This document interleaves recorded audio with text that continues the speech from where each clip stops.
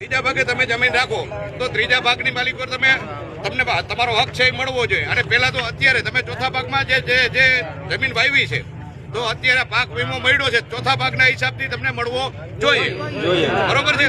આપણે એમ નથી કહેતા કે અમને ત્રીજો ભાગ આપો, અડધો ભાગ આપો એમ, પણ જે આપણે ટકાવારીના હિસાબે રાખ્યું છે એ ટકાવારીના હિસાબે આપણને મળવું જોઈએ. એના માટેથી આપણે એકતા થયા છે અને એના માટે આવેદન દેવાનું છે. સરકારશ્રીને આપણે જાગૃત કરવાની છે કે ભાઈ તમે ખેડૂતને આપો છો તો મજૂરને કેમ નહીં? મજૂર છે, મજૂર હાથે જ પાક થાય છે. મજૂર નથી તો કાંઈ ખેતી નથી.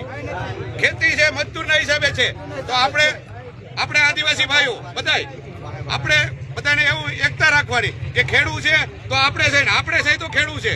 એટલે બધાને ધ્યાનમાં લઈ જે કોઈ તમે લખાણ કરાવ્યા વગર કોઈ જમીન વાવતા નહીં. તમે ન્યાય જો છે, ન્યાય માંગવા જાશો, તમારી પાસે લખાણ માંગશે, તમારી પાસે લખાણ નહીં હોય ન્યાય નહીં મળે. અત્યારે શિક્ષણ છે એ શેરનીનું દૂધ છે. શિક્ષણ છે એ શેરનીનું દૂધ છે. શેરની ગમે ત્યારે ત્રાહડે, ગમે ત્યારે શેરની ત્રાહડે તો એનું ત્રાહડ સાંભળે. શિક્ષણ હોય તો તમારું ત્રાહડ સાંભળશે. તમને શિક્ષણ હશે તમારા ફરજામાં તો કાંઈક જાગૃતતા આવશે. શિક્ષણ નથી એટલે આપણે આ જ કરવાનું રહેશે. આપણા પૂર્વજો કેવા હતા? યોદ્ધા હતા, કોઈ કમ નહોતા. તો આપણે એના સંતાનો થઈ. આપણે બિરસા મુંડા જેવા આપણા પૂર્વજો હતા, આપણે એના સંતાનો થઈ.